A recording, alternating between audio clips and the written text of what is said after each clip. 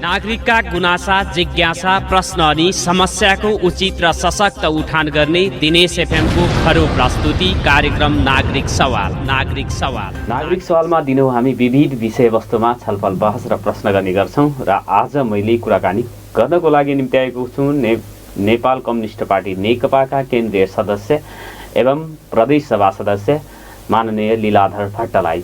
उहाँसँग मैले आजको बसाइमा कुराकानी गर्नेछु 7:30 देखि 8:30सम्म र 8:15 पछि तपाईँहरूका टेलिफोन कल प्रत्यक्ष रूपमा उहाँसँग प्रश्न सोध्नको लागि मैले खुला गर्नेछु। हाम्रो स्टुडियोको टेलिफोन नम्बर 091 410 216 मा उहाँका कुरा सुनेर तपाईँहरूले प्रश्न गर्न सक्नुहुनेछ भनेर पनि म जानकारीका साथ अनुरोध गर्न चाहन्छु। उहाँसँग मैले अब समसामयिक विषयवस्तुमै नेकपाको पार्टी विभाजन सँगसँगै अब यो चाहिँ प्रदेश सरकारमा पनि उथलपुथल हुने, सङ्घीय प्रतिनिधि सभा विघटन भइसकेको अवस्थामा चुनावी तयारी, पार्टी सङ्गठन विस्तारका कुराहरूका विषयमा पनि मैले कुराकानी गर्नेछु र नेकपाका दुईटा पक्षमध्ये उहाँ ओली पक्षको नेताको रूपमा चाहिँ चिनिनु भएको छ र केन्द्रीय सदस्य पनि हुनुभएको छ। बैतडीबाट प्रत्यक्षतर्फ निर्वाचित नेकपा पूर्व नेकपा एमाले मा पनि उहाँ हुनुहुन्थ्यो र नेकपाका नेता उहाँ हुनुहुन्छ। उहाँसँग मैले कुराकानी गर्नेछु। मैले सोध्न छुटाएका र तपाईँहरूले कुराकानी गर्ने क्रममै उहाँलाई सोध्न आवश्यक ठानेका प्रश्नका लागि 091 410 216 मा 8:15 पछि कुराकानी तपाईँहरूले प्रश्न गर्न सक्नुहुनेछ भन्ने अनुरोधका साथ उहाँ हुनुहुन्छ नेपाल कम्युनिस्ट पार्टी नेकपाका केन्द्रीय सदस्य एवं सुदूरपश्चिम प्रदेश सभाका माननीय सदस्य लीलाधर भट्ट। बैतडीबाट निर्वाचित हुनुभएका उहाँ अहिले केपी ओली समूहका केन्द्रीय सदस्य पनि हुनुभएको छ र प्रखर वक्ताको रूपमा पनि उहाँको परिचय छ। मैले बैतडीमा नेकपाको स्थिति के छ भनेर पनि सोध्नेछु, सँगसँगै प्रदेशमा के कस्तो समीकरण हुँदैछ र सुदूरपश्चिम प्रदेशमै नेकपा जुन पक्षको उहाँ नेता हो त्यसको स्थिति के छ भनेर मैले जान्ने प्रयास गर्नेछु र 8:15 पछि कुरा सुनिसकेपछि उहाँका कुराहरूमा केही प्रश्न यदि तपाईँहरूले गर्नुपर्ने छ भने आदरणीय श्रोताहरूका लागि 091 410 216 को लाइन पनि खुला गरेको म जानकारी गराउनेछु।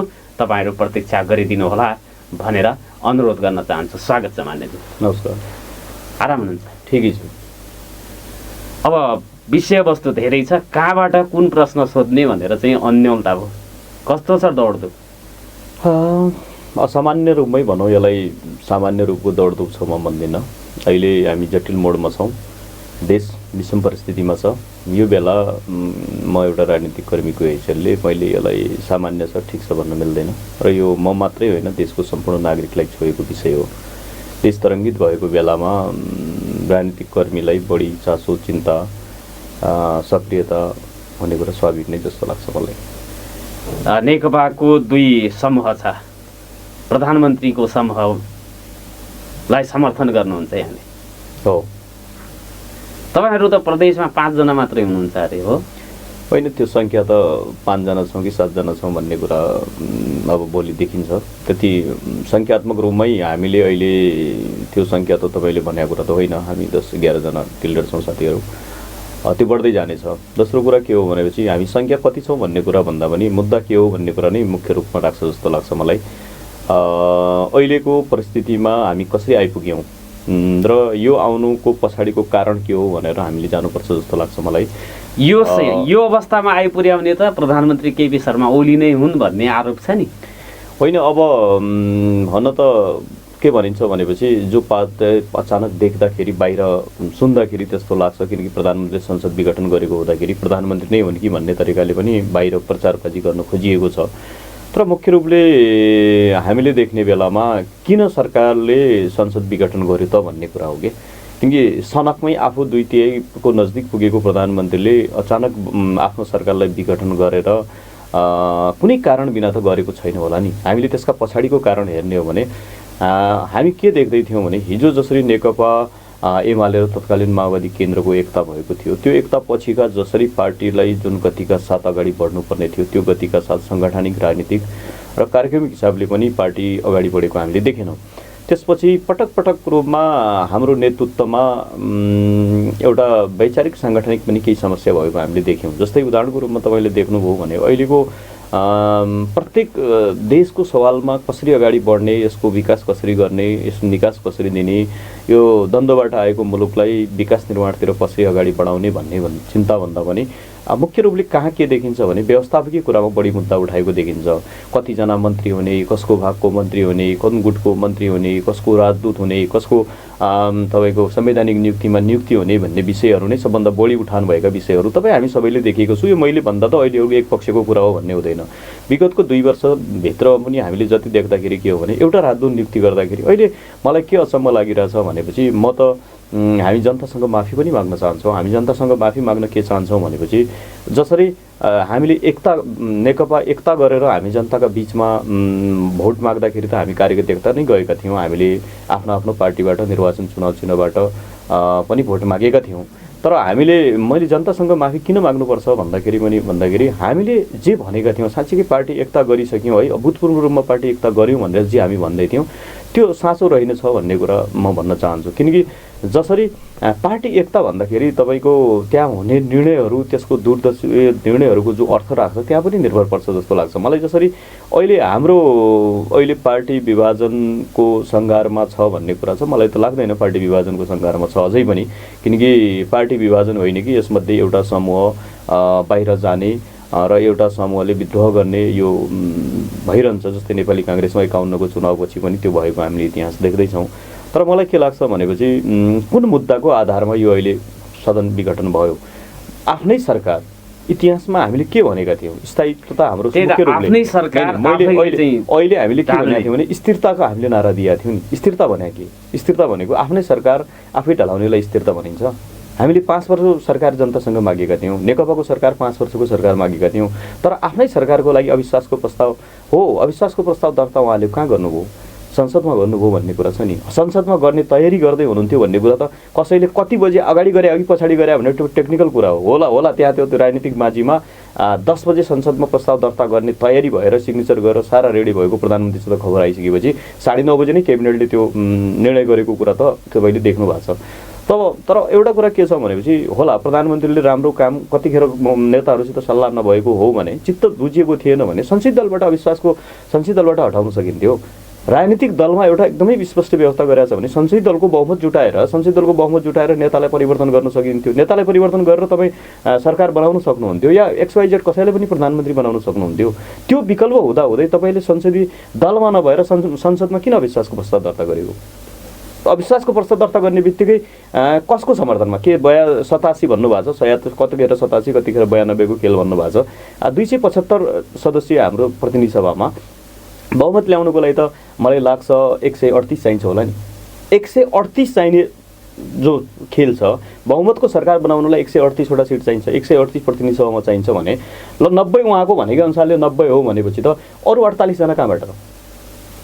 अरू 48 जना सांसद कहाँबाट आउँछ? ल अहिलेकै तपाईँले त्यही अविश्वासको प्रस्तावको कुरा गर्ने हो भने तपाईँको अरू 48 जना सांसद त पुग्दैन। 48 जना नपुग्या भने मतलब कि प्रतिपक्षसँग मिल्नुपर्ने होला। प्रतिपक्षसँग मिलेर आफ्नो सरकार ढलाउने कुरा स्थिरता हो र?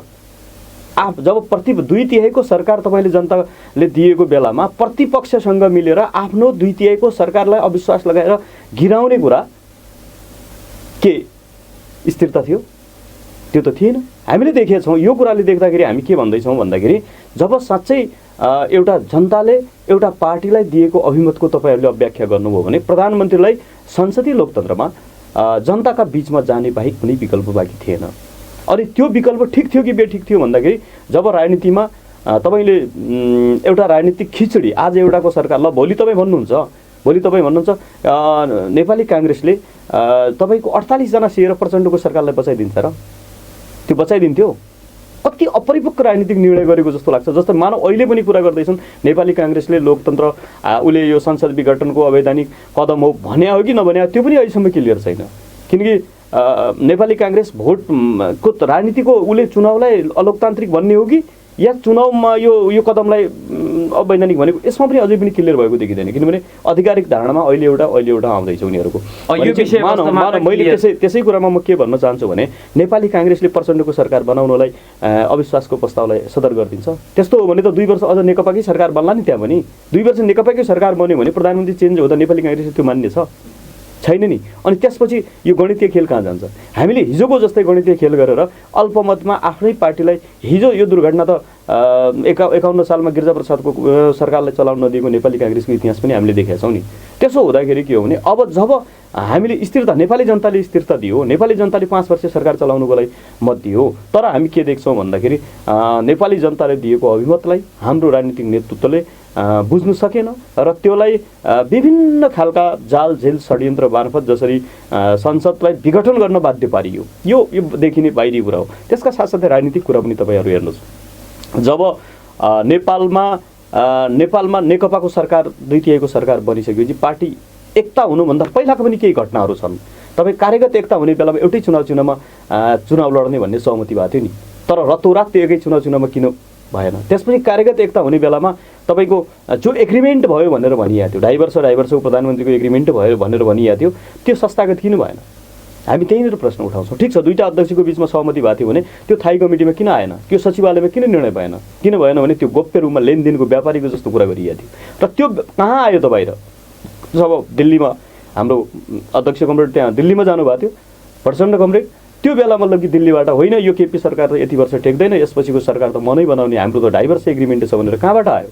र अहिले यसपछिको घटनाक्रम हेर्दै जाने हो भने नेपालको इतिहासमा जब सीमाको कुरा आउँछ, जब सीमा विवादको कुरा आउँछ, सीमा विवादको कुरा आउँदाखेरि पूर्वदेखि पश्चिमसम्म झन्डै 150 भन्दा बढी, 120 त स्थापना नै भइसकेको छ, 150 भन्दा बढी र अब भविष्यमै सीमा सुरक्षाका पोस्टहरू तयार गरिनेछन् भनेर अहिले नै अगाडि बढेको छ। अहिले अगाडि बढेर त्यो स्थापना भइरहँदा के स्थिति आयो? नेपालको नक्सा जब कालापानी लिपि धुरा र लिम्बुलेकको जब हाम्रो नक्सा जारी भयो, त्यसपछि नेपाल प्रतिको भारतीय या अन्य देशको हेर्ने दृष्टिकोण के रह्यो? जब त्यो दृष्टिकोण भइसकेपछि अब नेपालको सरकारलाई कुनै पनि हालतमा टेक्न दिँदैन भन्ने जो मेन कुरा थियो, त्यसपछि हामी कति प्रभावित भयौँ?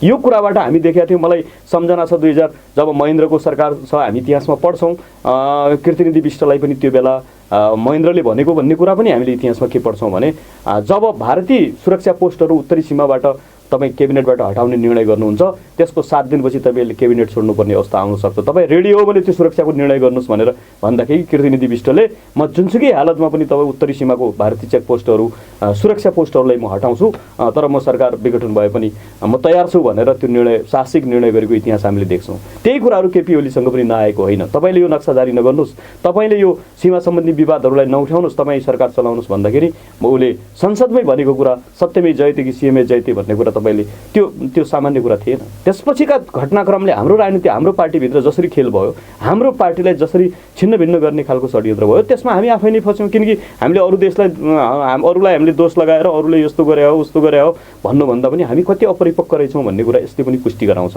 र अहिले मैले के देख्दैछु भने अहिले धेरै साथीहरू उफ्रेका देखिन्छन्। अहिले साथीहरू सडकमा आएर नारा लगाएको पनि हामी देख्दैछौँ। 3 वर्षसम्म यतिसम्म अभद्र नाराहरू सुन्दैछु कि राजनीतिमा मैले कहिले पनि कल्पना गर्न सक्दैन। एउटा सम्मानीय व्यक्तिहरूबाट नै यस्ता शब्दहरू सुन्दाखेरि हामी कहाँ पुगेका रहेछौँ, हाम्रो मनोविज्ञान के रहेछ भन्ने। हिजोसम्म बन्द कोठामा नेताले नेतृत्व हामीले जसरी गुणगान गर्थ्यौँ, जब सामान्य मिडियाका सामने आयो व्यक्तित्व, जब उनीहरूको अभिव्यक्ति सामने आए, एउटा सम्मानीय व्यक्तिहरूबाट, पूर्व प्रधानमन्त्री भइसकेका व्यक्तिहरूबाट एउटा जाति विशेषको द्वेष फैलाउने शब्दावलीदेखि लिएर एउटा सामान्य मान्छेले पनि कुरा नगर्न सक्ने शब्दहरू हामी आउँदैछन्। यसले मलाई धेरै ठुलो दुःख लागेको छ। अहिले नै भन्नुपर्दा हामी के पनि देख्छौँ भनेपछि यसरी कुरा आउँदैछन्, जसरी अहिले बाहिर एक दोस्राका विरुद्धमा कुरा आउँदैछन्। सुशासन भएन रे, मैले एउटा कुरा, शान्ति सुरक्षा भएन रे, अब शान्ति सुरक्षा अनि तपाईँको विकास भएन रे भनेर हामी कुरा गर्दैछौँ। विद्युतका कुरा गर्दैछौँ। मलाई नेताहरूमा उदेक लाग्दो एउटा घटना के छ भने 3 वर्षसम्म तपाईँ त्यही सरकारमा होइन र, तपाईँहरूका ती मन्त्री होइन र, तपाईँका गृहमन्त्री ती होइन र, तपाईँका ऊर्जा मन्त्री ती होइन र, तपाईँका वन मन्त्री ती होइन र, तपाईँका कानुन मन्त्री ती होइन र? तपाईँहरू सरकारमा बसिराख्नु भएको थियो अस्तिसम्म। तपाईँको भदौ 26 गतेसम्मको तपाईँको स्थायी समितिको बैठकभन्दा पहिला हामी ऐतिहासिक निर्णय गर्यौँ, हाम्रो पार्टीको प्रधानमन्त्रीले ऐतिहासिक निर्णय गरेको, हाम्रो क्याबिनेटले ऐतिहासिक काम गरेको, हामी बधाई दिन चाहन्छौँ, धन्यवाद दिन चाहन्छौँ भन्नुभयो होइन र? अनि तपाईँ भदौ 26 गतेपछि अस्तिको दिनसम्म मक्सिर 5 गते हाम्रो पुस 5 गतेसम्म पुग्दाखेरि के घटना भएको थियो नेपालमा? के ठुलै घटना के भयो? राजनीतिक घटना के भयो? मैले बुझेको, मैले एउटा सामान्य एउटा कार्यकर्ताको हैसियतले मैले बुझ्दाखेरि एकजना अमेरिकाको राजदूत, एकजना ब्रिटेनको राजदूत र 3 जना मन्त्री नियुक्ति गरेका थिए होइन? 3 जना मन्त्री नियुक्ति गर्दाखेरि पनि मलाई लाग्छ पार्टीको महासचिव अनि त्यो सल्लाह नै भएको जस्तो लाग्छ र 2 जना अन्य मन्त्री, त्यो पनि जुनियर साथी नेताहरू होइनन्, सिनियर नेताहरू, त्याग तपस्या भएको नेताहरू, त्यति मात्रै हो। त्यही कारणले पार्टी फुटेको। अहिले हामीले अनि त्यति तपाईँ 3 जना मन्त्री संवैधानिक नियुक्ति गर्ने कुरामा जस्तै संवैधानिक परिषदहरूको नियुक्ति गर्नेको कुरा आछ भनेपछि अनि सरकारले काम गरेन भनेर भन्ने, अनि न्यायाधीश नियुक्ति नगर्न सक्ने, अनि तपाईँको निर्वाचन आयोग नियुक्ति गर्न नसक्ने, अख्तियार प्रमुखको नियुक्ति गर्न नसक्ने, अनि अख्तियार भ्रष्टाचार बढेको छ छानबिन गरेन भन्ने, 5000 फाइलहरू अहिले अध्ययन गरेर छलफल अगाडि बढेको छ भन्ने, अख्तियारमा तपाईँको आयुक्त नियुक्ति नभए कसले छानबिन गर्छ?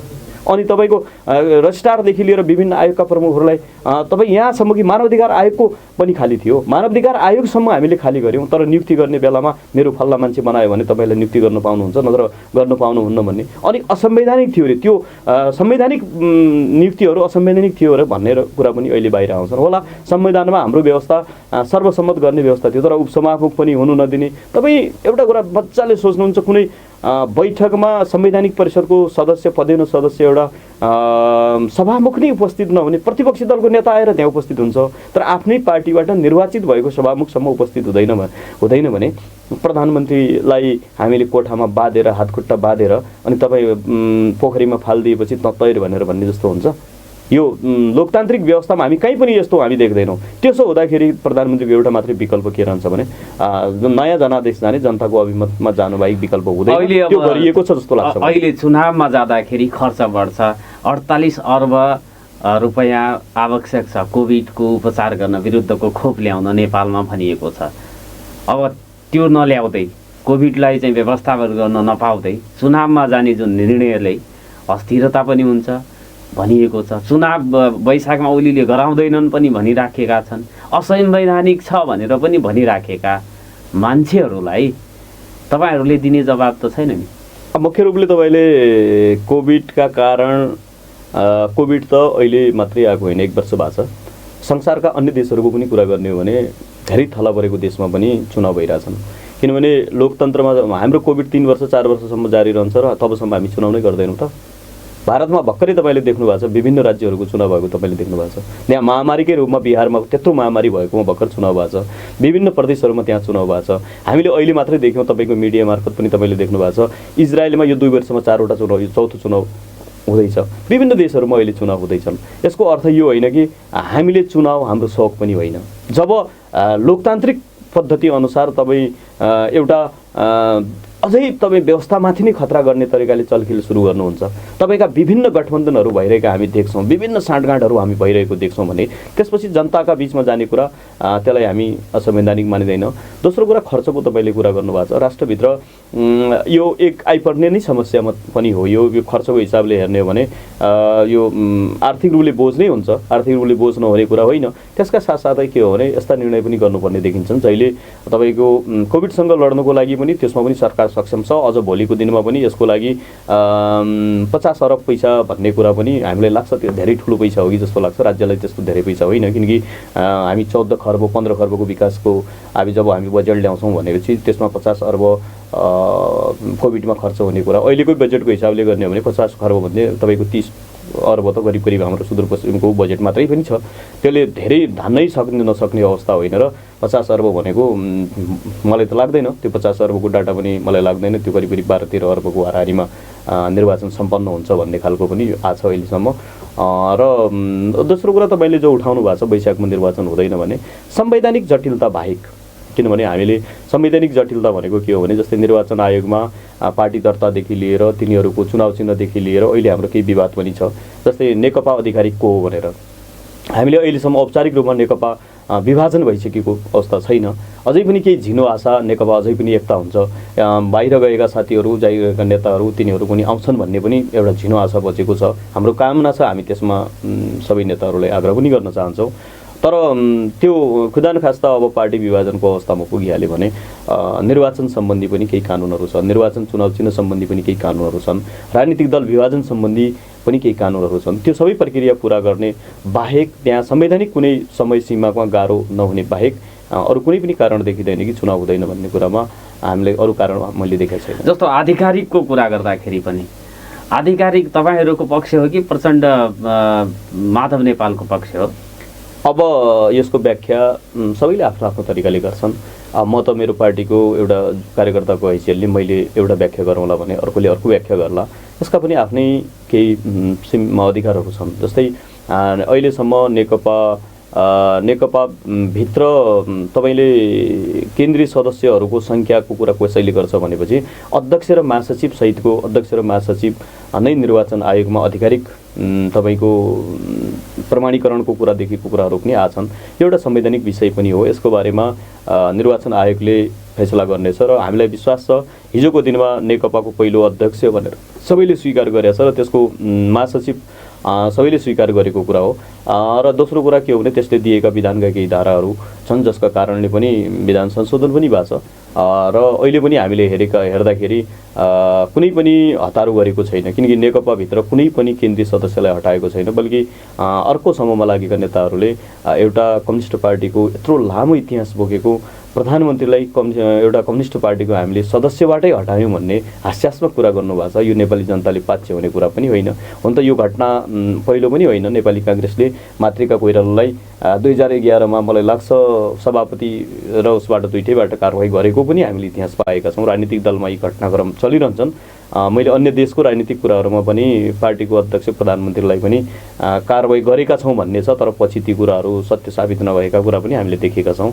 त्यसो भन्दाखेरि म केही कुरामा बहुमत केन्द्रीय सदस्य त उतापट्टि हुनुहुन्छ नि, अनि त्यो अल्पमत कलै भन्ने बहुमत कलै भन्ने कुरा त अब देखाउँदै गर्ला नि।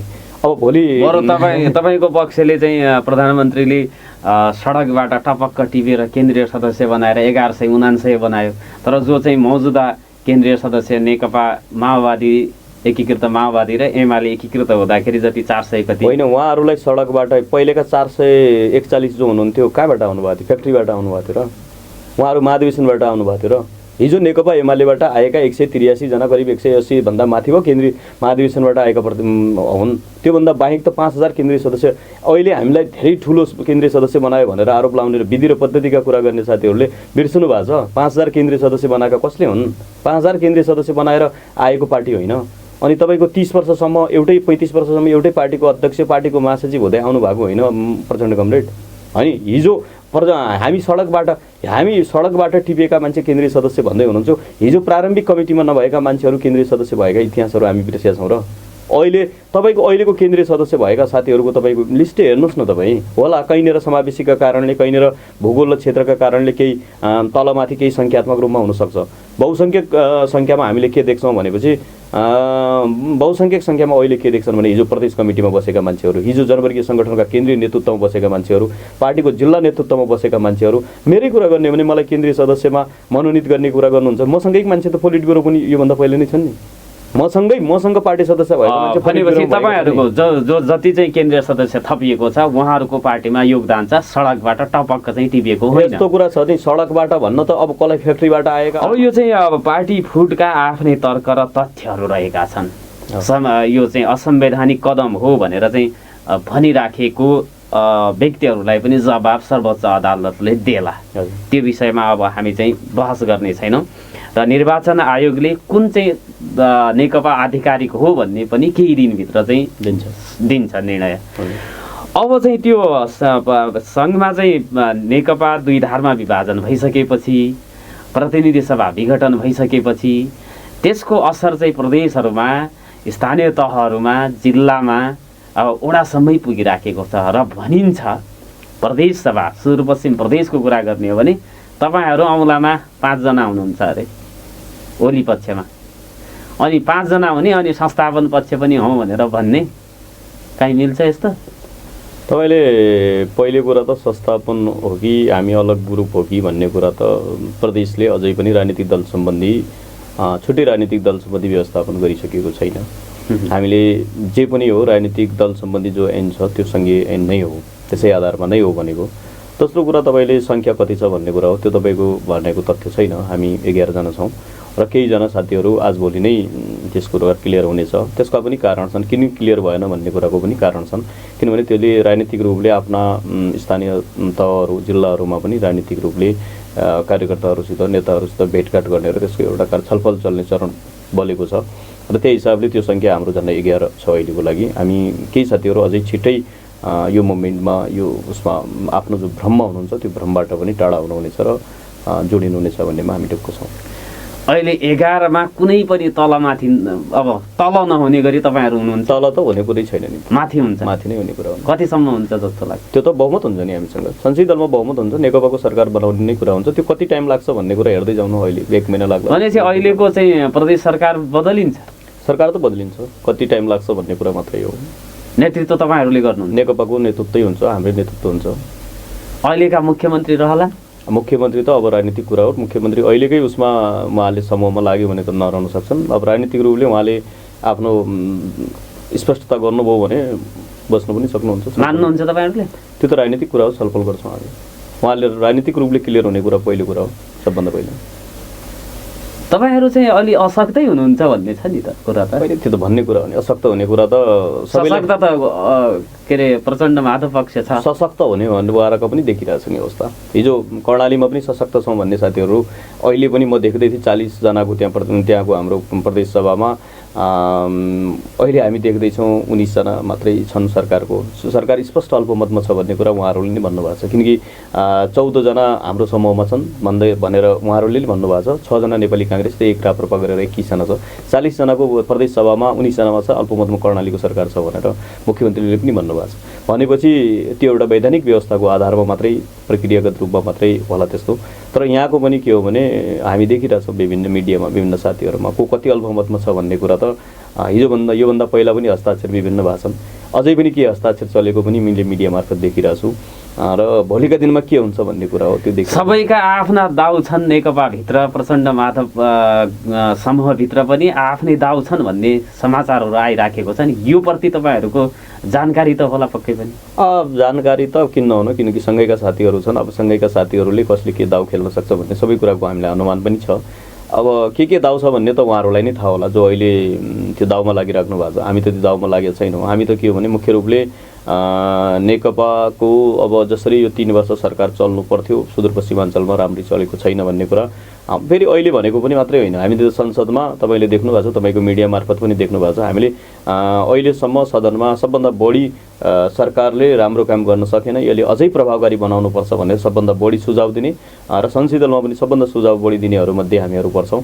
हामीहरूले लिखित रूपमा दिएका छौँ, मौखिक रूपमा दिएका छौँ, संसदीय दलको बैठकमा दिएका छौँ, पार्टी नेताहरूकोमा दिएछौँ। 2 वर्ष यो 2.5 वर्षमा हामीले पार्टी र सरकार राम्रो चलोस् भनेर पटक पटक कोसिस गऱ्यौँ। त्यो हुन सकेन। यो सुदूरपश्चिमको जनताले पनि देखेको छ। यस्तो महामारीको बेलामा, यस्तो गाह्रो बेलामा पनि हामी अहिले पनि आक्रमणताका शिकार भएका छौँ। अहिलेसम्म पनि हामीले आफ्ना गरेका डिसिसनलाई कार्यान्वयन गर्न सक्छौँ। अहिले तपाईँहरू जति 11 जना भन्नुभयो नि तपाईँहरू हुनुहुन्छ ओली पक्षमा र उतापट्टि अब बढी छन् सङ्ख्या, त्यहाँभित्रै पनि अब आन्तरिक रूपमा अन्तरसङ्घर्ष चर्कियोस् र त्यसको फाइदा लिन चाहिँ सकिन्छ कि भनेर तपाईँहरू अलिकति पर्खेर बसेको हो? होइन, त्यहाँ अन्तरसङ्घर्ष चर्कियोस् भन्दा पनि त्यहाँ भएका साथीहरू राजनीतिक रूपमा क्लियर हुन् भन्ने नै हो। हामी राजनीतिक भाषामै उहाँहरूलाई समय दिनुभएको, राजनीतिक भाषामै कुरा गर्दाखेरि त्योभित्र भएका साथीहरू अलमलमा नपराउन्। किनभने अलमलमा परेर के हुनेवाला छैन। एउटा निकासका साथ अगाडि बढ्नुपर्छ। यो सुदूरपश्चिमलाई एउटा सुदृढ नेतृत्वका साथ भिजन मिसन भएको नेतृत्वका साथ अगाडि बढ्नुपर्छ भन्ने नै मेरो मान्यता हो। मन्त्री बर्खास्त भएका छन् तपाईँका पक्षका? हामीले देख्यौँ त्यो बर्खास्त भएका छन् भनेर भन्नुभएको छ। अब प्रदेशमा 11बाट बढ्ने सुनिश्चितता छ, ढुक्क हुनुहुन्छ तपाईँहरू? त्यसमा ढुक्क छौँ। अनि सहकार्य त फेरि काङ्ग्रेस राजपासँग त गर्नै पर्छ। सर्वप्रथम त हामी नेकपाकै सरकार बनाउँछौँ। मैले तपाईँलाई भने हामी 39 जना, 2 जना सभामुखसँग भएर 37 हुन्छ। 37मा 19 जना हुने बित्तिकै हामी संसदीय दलमा बहुमत हुन्छौँ। हामी सबभन्दा पहिले त जसरी उनीहरूले खेल खेले त्यो राजनीतिक खेलमा हामी जाँदैनौँ। त्यसपछि अविश्वासको प्रस्ताव दर्ता गर्नुहुन्न? अब अविश्वासको प्रस्ताव पनि बहुमतका साथ गर्छौँ हामी, किनकि राजनीतिक रूपमै छलफल गरेर गर्छौँ। यसमा धेरै साथीहरूसँग सिधा र सरल ढङ्गले चाँडो टुङ्गियोस् भन्ने किसिमले तपाईँहरू भित्र होमवर्क गरिराख्नु भएको छ अविश्वासको लागि? अब त्यो त राजनीतिक रूपले के हो भने छलफल चल्ने बेला विभिन्न कोणबाट हामी छलफल चलाउँदैछौँ, त्यसको नतिजा के जान्छ भन्ने कुरामा पनि हामी जान्छौँ। यहाँको राजनीतिक रूपले स्थायित्वता र सही दिशामा जाओस् भन्ने तरिकाले हामी छलफल चलाएको छौँ। तर अर्को पक्षले मन्त्रीमण्डल विस्तार गरेर चाहिँ त्यो पुनर्गठन गरेर जसरी पनि चाहिँ यही सरकारलाई निरन्तरता दिनुपर्छ र चाहिँ सरकार फेरबदल हुँदैन भनेर ढुक्क भएको चाहिँ विवरणहरू भनिराख्नु भएको छ नि। त्यो त भनिराख्नु भएको छ, तपाईँको मिडिया मार्फतहरू पनि हामी सुनिरहेछौँ र मिडिया मार्फत हामी के पनि सुनिरहेछौँ भने सहकारी गर्नु पर्यो भनेर नेपाली काङ्ग्रेसको सञ्चय दलको नेतालाई गुहार गरेको कुरा पनि हामी सुन्दैछौँ। एकातिर बहुमत छ भन्ने, अर्कातिर प्रतिपक्षका नेतालाई बोलाएर सहकारी गर्नु पर्यो, म गाह्रोमा पर्यो भनेर भनेको कुरा पनि हामी मिडिया मार्फत सुन्दैछौँ। अब उहाँको कुरा कति सत्य हो कति थाहा छैन हामीलाई। त्यस्तो हो भने हामी कहाँ छौँ भन्ने कुरा पनि हामीले देखेका छौँ, त्यो हामीले नदेखेको। सहकार्यका लागि तपाईँहरूले पनि नेपाली काङ्ग्रेस राजपासँग हात त बढाएको हुनुपर्छ नि।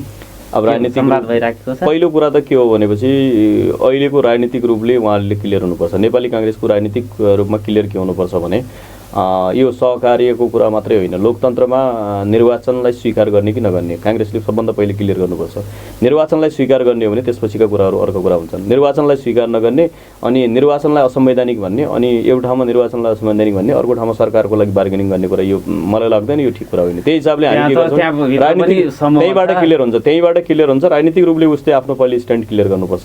नेपाली काङ्ग्रेसले असंवैधानिक कदम भन्ने भने निर्वाचनमा घोषणा गरोस् न। नेपाली काङ्ग्रेसले घोषणा गरोस् भने अब संवैधानिक कदम हो, वैशाखको महिना गरेको चुनावको घोषणालाई हामीले स्वीकार गर्दैनौँ, हामी बहिष्कार गर्छौँ। जसरी हिजो ज्ञानेन्द्रले माघको महिनाको गरेको चुनाव थियो, त्यो बेला कुनै पनि राजनीतिक दलले हामी यो निर्वाचनलाई हामी बहिष्कार गर्छौँ भन्ने निर्णय गरेको थियो। हिम्मत छ भने नेपाली काङ्ग्रेसले यो निर्वाचनलाई, कुनै पनि निर्वाचनलाई हामीले यो संसद पुनर्स्थापना नहुन्जेलसम्म चुनावलाई बहिष्कार गर्छौँ भन्ने घोषणा गर्न हिम्मत छ नेपाली काङ्ग्रेसमा? नेपाली काङ्ग्रेसका सभापति शेरबहादुर देउवाले अब त्यहाँभित्र पनि अर्को समूहको चाहिँ प्रेसरलाई थाम्न नसकेर एक दिनका लागि ल ठिकै छ नि त भनेर भनेको हो। उस्तो त केमिस्ट्री त राम्रो मिल्छ केपी ओली र देउवाको। उहाँले प्रचण्डबाट ठुलो धोका पनि खाएको महसुस गर्नुभएको छ भन्ने विवरणहरू आइराखेको छ। अब यस्तो छ क्या, राजनीतिका लागि भनेको व्यक्तिको रूपमा भन्ने हो भने मेरो पनि कुनै पनि समूह या कुनै पनि राजनीतिक पार्टीसित लागेका कसै पनि व्यक्तिसँग मेरो व्यक्तिगत रूपमा कुनै पनि त्यस्तो वैमनस्य छैन। अहिले पनि पार्टीको नेताको मलाई लाग्दैन कि केपी ओली र पुष्पकमल दाहालको पनि व्यक्तिगत रूपमा कुनै त्यस्तो वैमनस्य छ जस्तो लाग्दैन, किनकि बोलचालै बन्द भएको बोल्नै नसो भने त त्यस्तो त होइन। मुख्य कुरा राजनीतिक डिसिसन नै हो। अब नेपाली काङ्ग्रेसले राजनीतिक उहाँहरूले पनि डिसिसन गर्ने कुरा के हो भने असंवैधानिक हो यो चुनाव भनेर एकातिर भन्नुहुन्छ उहाँले, होइन नारा सुन्दैछौँ त्यो त सार्वजनिक खपतका लागि। नै खपतका लागि भन्ने, त्यो असंवैधानिकमा कसरी गयो भने जनताले प्रश्न गर्दैन, सार्वजनिकले भोलि प्रश्न गर्दैन। नेपाली जनताको चेतनाको स्तर हिजो असंवैधानिक भन्ने चुनावमा कसरी भाग लियो त भनेर प्रश्न उठाउँदैन। राजनीतिमा के हो भनेपछि जतिखेर जे लाग्यो 5 मिनटमा एउटा कुरा भन्ने, 5 मिनटमा अर्को कुरा भन्ने त हुँदैन होला नि।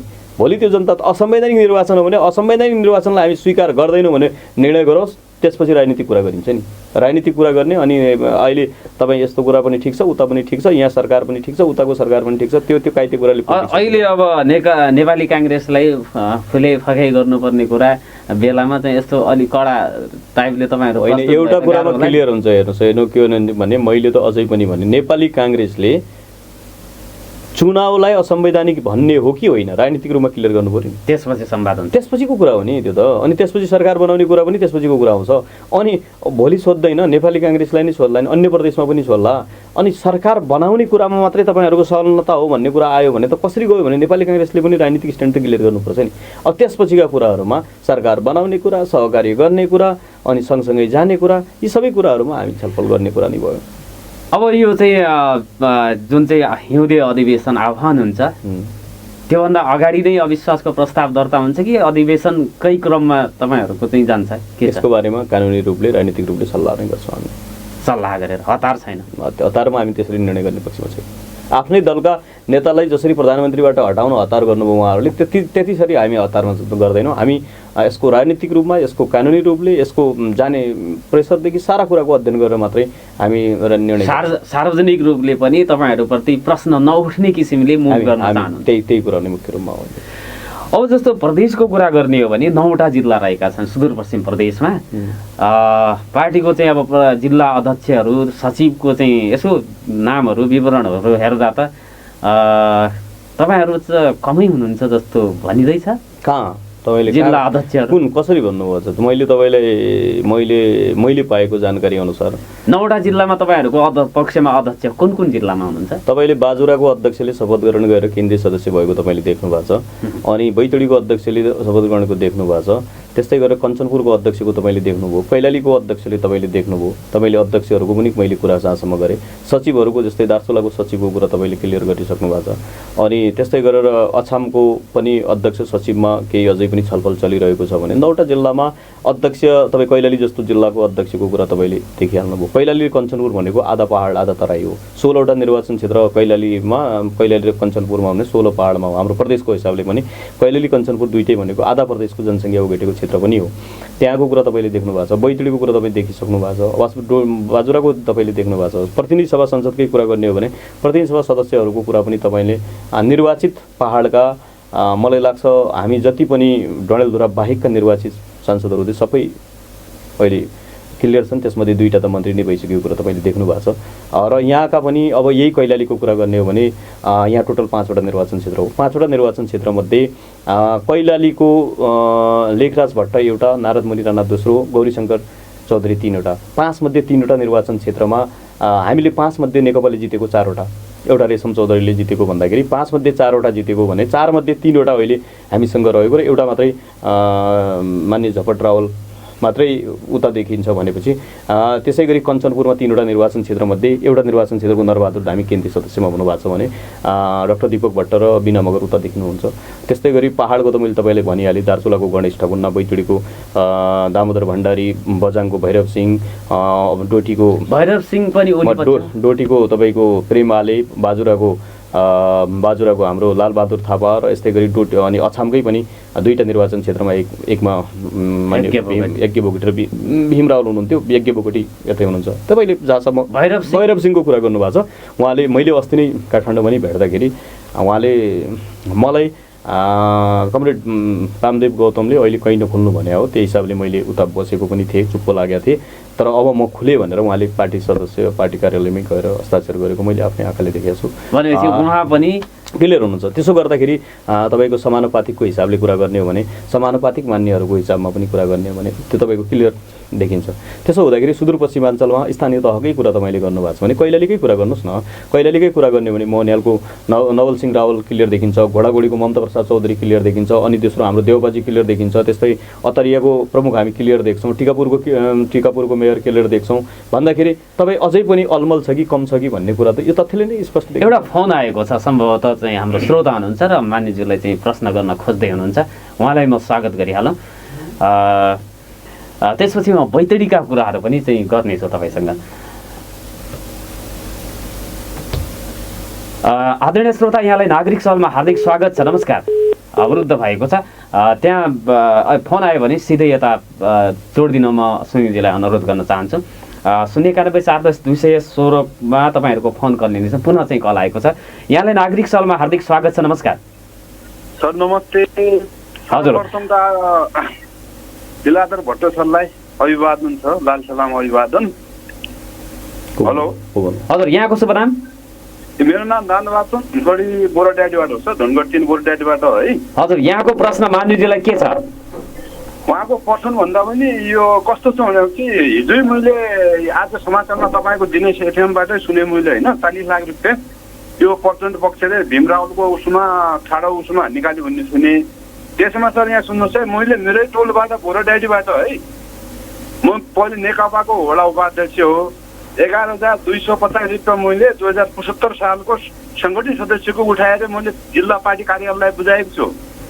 त्यो हाम्रो यो सम्पत्ति मलाई यो तलको सम्पत्तिले यो प्रचण्ड पक्षले यो उगरेको मतलब यो जो छ नि त्यसलाई के कारवाही नि हाम्रो पक्षको हुनु रहेछ होइन। त्यसको लागि अब त्यस्तो प्रचण्डले जुन गरेको छ नि हजुरको सरासरी गल्ती, किनभने तपाईँको यो प्रचण्डले त यो बाबुराम भट्टराई जस्ता यो मतलब तिनीहरूलाई पाखा लगाएर के डोललाई पखालाउनु खोजेको हो कि प्रचण्डले यो इन्डियाको उसमा, किनभने भ्रष्टाचार गरेको छ त्यसलाई त कारवाही हुनुपर्छ कि। तपाईँको जिज्ञासा त्यो रहेको छ, धन्यवाद यसका लागि। हजुर, उहाँको जिज्ञासा भन्दा पनि उहाँले आफै क्लियर कुरा गर्नुभएको छ। अब मैले त्यसमा धेरै भन्नु जस्तो छैन। हाम्रो सम्पत्ति त्यसरी तहस गर्न पाइँदैन, हाम्रो पनि सम्पत्ति हो। कानुनी रूपले जबसम्म अधिकारिकता क्लियर हुँदैन तबसम्म पनि कुनै पनि सम्पत्तिलाई भोगचलन त्यसरी एकाधिकार गरेर गर्नु ठिक हुँदैन भन्ने उहाँको कुरा हो। त्यसमा पनि म पनि सहमत छु। अर्को फोन आएको छ, पुनः एकजना श्रोता जोडिनु भएको छ। यहाँलाई नागरिक सभामा हार्दिक स्वागत छ। नमस्कार, को बोल्दै हुनुहुन्छ? नमस्कार, म पुष्प जोशी बोल्दैछु। हजुर, मान्यज्यू हुनुहुन्छ यता, तपाईँको प्रश्न उहाँलाई म भन्नको लागि अनुरोध गर्दछु। हजुर, मान्यज्यूलाई मेरो प्रश्न, म कुनै नेकपाको कार्यकर्ता त होइन, तर अस्ति जुन किसिमको अभद्र किसिमको चाहिँ राष्ट्रपतिमाथि प्रहार गर्दै नेकपाका ठुला ठुला नेताहरूले भाषण गर्नुभयो, त्यसमा चाहिँ नि अब यो तिनीहरूलाई या त सत्य प्रमाणित गर्न पर्यो, होइन भने ती नेतालाई जेल कोस्न यहाँहरू सक्षम हुनुहुन्छ या हुनुहुन्न? यति छोटकरीमा जवाफ पाउँछ। पुष्करजी, एकदमै तपाईँले गम्भीर प्रश्न उठाउनु भएको छ, यसको लागि पुष्पजीलाई धन्यवाद छ। राष्ट्रपति एउटा कुनै पार्टी विशेषको होइन, तैपनि उहाँले हिजो नेकपाबाट निर्वाचित हुनुभएको कुरा साँचो हो।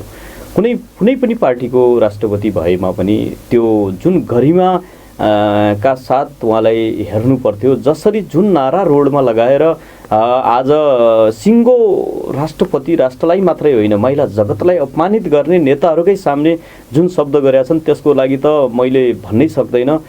त्यतिसम्मको हाम्रो राजनीतिक नेतृत्वको सामनेमा यस्ता क्रियाकलाप हुन्छन् भने हामी कता लग्दैछौँ भन्ने यसले क्लियर गर्छ। र यस्तो गलत क्रियाकलाप गर्ने माथि कारवाही गरिनुपर्छ, छानबिन हुनुपर्छ, र त्यसलाई जुन समूहमा लागेका नेताहरू पनि भए पनि यस्ता मान्छेहरूलाई छानबिन गरेर कारवाही गरियो भने उहाँहरूकै छवि बन्छ।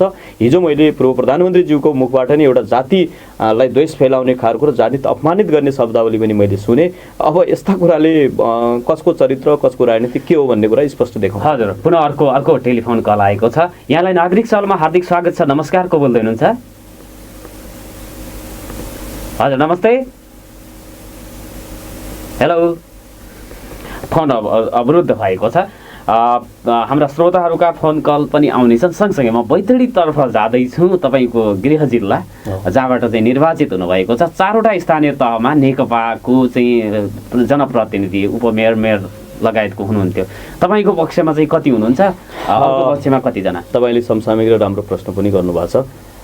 अनि बैतडी जिल्लाको 10वटा पालिका मध्ये प्रमुख जितेको हामीले मान्यज्यू, मैले रोकेँ। अर्को चाहिँ हाम्रो श्रोताको टेलिफोनले।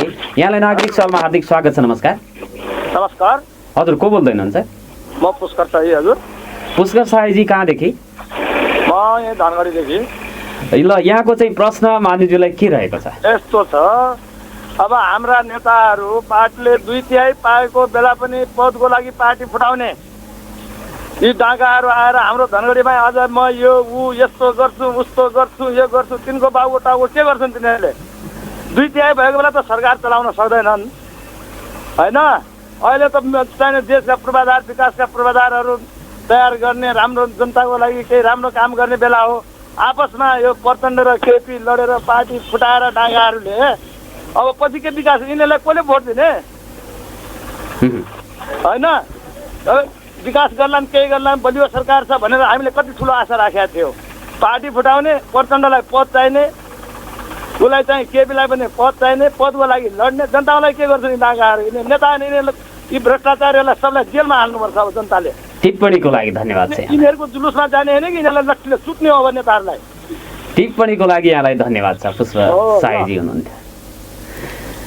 उहाँको आक्रोश हो, जनआक्रोश छ। अब शब्दावली उहाँको ठिक छैन, तैपनि उहाँले राजनीतिक नेतृत्वप्रतिको विश्वास गुमाउनु भयो, लड्नु भयो भन्ने कुरा को ठिकै पनि हो। उहाँले कसरी हो, के हो, कसले के गरेछ भन्ने कुरा हामी निर्वाचनबाट देखाउँछौँ भन्नुभएको छ।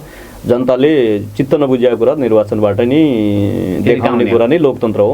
त्यहाँ हामी त्यो कुरामा किर्छौँ, हामीले अनि अन्य कुराहरू पिट्छौँ, टको फोड्छौँ, यो अराजकता गर्छौँ भन्ने कुरा उहाँको मिलेन। अरू कुरामा त भोटबाट मन नपरेका मान्छेलाई हराउने र जिताउने कुरा उहाँको अधिकार क्षेत्रभित्र पर्छ। बैतडीको स्थानीय तह 4वटामा तपाईँहरूको चाहिँ नेतृत्व थियो, हामी 10 मध्ये 4वटामा थियौँ। 4 मध्ये नेकपा एमाले तत्कालीन नेकपा एमाले जितेको 3वटा, नेकपा माओवादी केन्द्रले जितेको एउटा, 4वटा क्षेत्र थियो। 4वटा मध्ये उपप्रमुखमा हामी जितेको 6वटा हो। उपप्रमुखमा हामीले 2टा पालिकाहरू सुरनाया र मेलो के भन्छ शिवनाथमा पनि हामीले जितेका थियौँ र टोटल मिलाएर हामी 4वटा प्रमुख र 6वटा उपप्रमुख थियौँ। अहिलेसम्मको अवस्थामा अब क्लियरै भन्नु गर्दा हिजो पनि साथीहरूले कार्यक्रम गरे, अन्य समूहमा लागेका साथीहरूले कार्यक्रम गर्दाखेरि उहाँको समूहमा टोटलमा हामी 6-4-10 हामी 10मा थियौँ। प्रमुख र उपप्रमुख गरेर सङ्ख्या 10 थियो भने त्यसमध्ये 1 जना पुर्चुनीको मेयर साहब बाहेक उहाँहरूको कुनै पनि कार्यक्रममा सहभागी हुनुहुन्न र 9 जना हामीसँग हुनुहुन्छ। त्यस्तै गरी तत्कालीन रूपमा नेकपा एमालेबाट हामीले जितेका 30वटा वडा, 30वटा वडाहरूमध्ये 3 जना वडा अध्यक्ष बाहेक 27 जना वडा अध्यक्षहरू क्लियर रूपमा हामीहरूसँग हुनुहुन्छ। त्यस्तै गरेर हामीले देखेका छौँ पूर्ववत रूपमा एकीकृत माओवादीबाट जितेका 3वटा वडा अध्यक्ष फेरि हाम्रै समूहमा हुनुहुन्छ।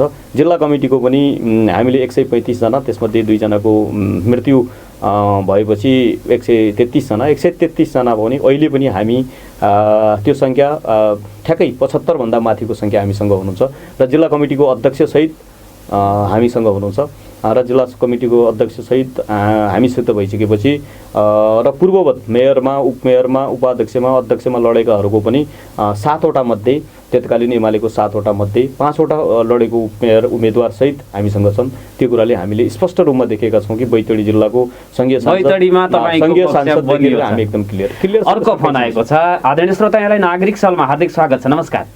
नमस्कार सर। नमस्कार। हजुर, को बोल्दै हुनुहुन्छ? म लालबहादुर चौधरी, कृष्णपुर नगरपालिकाबाट। हजुर लालबहादुरजी, यहाँको प्रश्न के छ अनुरोध गरेँ मैले। मानवजीलाई नमस्कार। अनि मेरो प्रश्न के रहेको छ भने अहिलेको जुन नेकपाको जुन विवाद जुन यो छ, यो चाहिँ एकता हुने सम्भावना कति छ र एकताका लागि दुवै कमरेड अध्यक्षहरू र हालमा चाहिँ कार्यकारी प्रधानमन्त्री हुनुहुन्छ, उहाँ चाहिँ लचकता अपनाउने कि नअपनाउने, आफूमा आत्मआलोचना गर्ने कि नगर्ने, होइन? र जुन यो चाहिँ अब विभाजनतिर गएर जुन देशलाई चाहिँ अस्थिरतातिर धकेलिराख्नु भएको छ, त्यसको लागि पहल गर्ने कि नगर्ने।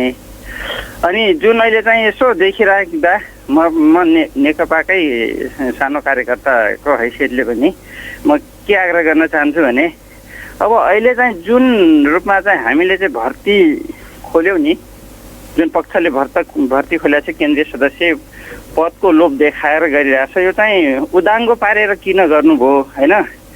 कम्युनिस्ट भनेका यस्तै पदकै लागि मरिहत्ते गर्नेवाला हुन् कि, होइन? यो त छर्लङ्गै पारिदिनु भयो। कम्युनिस्टलाई चाहिँ कम्युनिस्टको विचारधाराबाट पनि अलग्गै र अर्कै छुट्टै कम्युनिस्ट बनाए जस्तो मैले चाहिँ अनुभव गरेँ। यसमा चाहिँ चित्त एकदमै हामी चाहिँ जुन तल्लो स्तरमा हामी चाहिँ लागिरहेका छौँ, कम्युनिस्टको विचारधारा बोकेर हिँड्ने युवाहरू हामीलाई चाहिँ एकदमै निराश पारेको छ। यसले बरु हामी सक्छौँ भने यसलाई चाहिँ एकता गर्नतिर सबै लागौँ भन्ने मेरो अनुरोध हो। यो सकिन्छ कि सकिँदैन तपाईँहरूलाई नै थाहा होला। र खासमा अब यो हाम्रो चाहिँ यो निर्वाचन, अब के अरे वैशाखमा निर्वाचन गर्ने घोषणाले कतिको राम्रो हो, हुन त चुनाव हुने राम्रो हो, तर नेपालको सन्दर्भमा चाहिँ यो चुनाव अहिले गर्नुपर्ने परिस्थिति किन ल्याउनु भयो, होइन? अनि चाहिँ केन्द्रीय बैठकमा, कमिटीमा चाहिँ बैठक राख्दा पटक बैठकमा प्रधानमन्त्री किन उपस्थित हुनु भएन, किन जानुहुन्थेन? यदि समस्या थियो भने पार्टी कमिटीमा किन राख्नु भएन, के कारण थियो त्यस्तो, होइन? यो कुराको मैले चाहिँ जवाब माग्न चाहे। हस्, धन्यवाद। हवस् हवस्, धन्यवाद छ चौधरीजीलाई, नमस्कार पनि छ। उहाँले एकदमै गम्भीर कुरा उठाउनु भएको छ, राजनीतिक कुरा उठाउनु भएको छ, साङ्गठनिक कुरा उठाउनु भएको छ र एकता हुनुपर्छ भन्ने नै चिन्तामा उहाँ हुनुहुन्छ र लाखौँ लाख नेकपाका कार्यकर्ताहरूले राखेको चिन्ता पनि यही हो कि पार्टी एकता नै हुनुपर्थ्यो, पार्टी किन विभाजनमा हुनु परेन भन्ने कुरा थियो उहाँको। दोस्रो कुरा, आत्मलोचना गरेर सच्चिने हो कि भन्दाखेरि हामी पनि त्यही आशा राख्छौँ।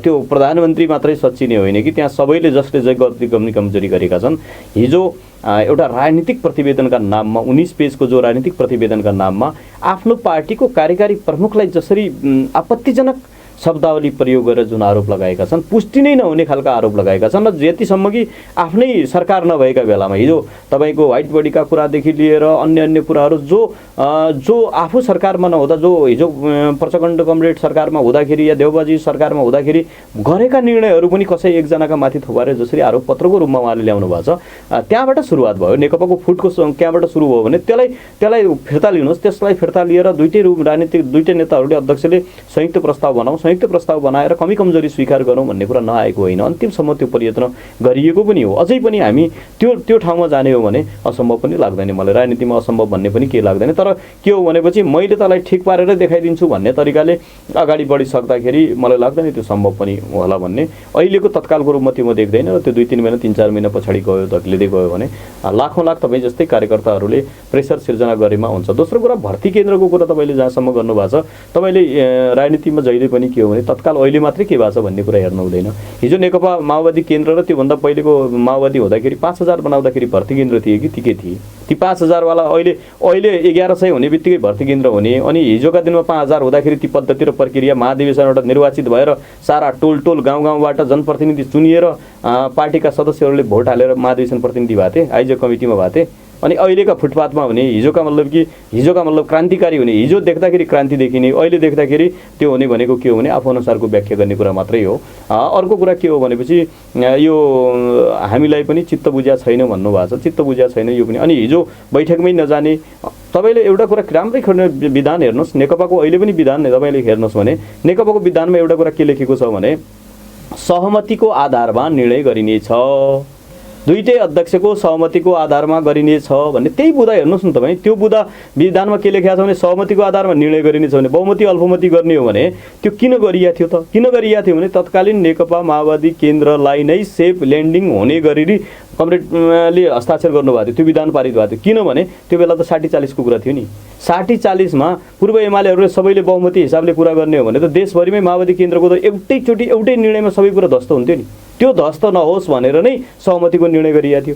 आज गणितीय खेलको कुरा गर्ने, आज पार्टीभित्र बहुमतको सङ्ख्या पुग्दाखेरि अब बहुमतीय सुरु हुन्छ भनेपछि विधान पास गर्ने, विधान पास गरेर अल्पमती र बहुमत गरिने छैन, सहमतिका आधारमा गरिनेछ, सहमतिका आधारमा कमिटी बनाइनेछ भनेर हस्ताक्षर गर्ने, अनि आफूलाई सङ्ख्या देखिने, आफूलाई सङ्ख्या अलिक बढी भएको महसुस गर्ने बित्तिकै अब त बहुमतीय हो भन्ने बित्तिकै तपाईँले जतिखेर जे चाहियो भन्नको लागि यो कुनै राजनीति भने त्यस्तो प्रयोग गर्ने चिज हो र। त्यसै भएको हुनाले विधान मान्ने त सहमतिकै आधारमा जानु पर्यो नि। सहमतिकै आधारमा निर्णय गर्नु पर्यो, सहमतिकै आधारमा तपाईँको राजनीतिक दस्तावेज ल्याउनु पर्यो, सहमतिकै आधारमा त्यहाँ अहिलेका सबै कामहरू सहमतिकै आधारमा गर्नुपर्ने। अनि बहुमतिकै आधारमा भनेर छुट्टै राजनीतिक प्रतिवेदन भन्ने नाममा आरोपपत्र दर्ता गर्ने, अनि आरोपपत्र दर्ता गरेर प्रधानमन्त्रीलाई अनावश्यक रूपमा टर्चेज गर्ने, अनि कुनै पनि काम नगर्न दिने, अनि बहुमतीय निर्णय गर्ने, कुरा भन्ने सहमतिकै गर्ने, आफू विधान नमान्ने, अर्काले विधान मानेको छैन भनेर व्याख्या गरेर अब नेपाली जनताले बुझ्ने होला। त्यसरी मतलब कि भ्रम रहनेवाला छैनन्, सबैले देखेको छ। मानेको हामी कार्यक्रमको एकदमै छेउमा पुगेका छौँ। 8:29 भएको छ।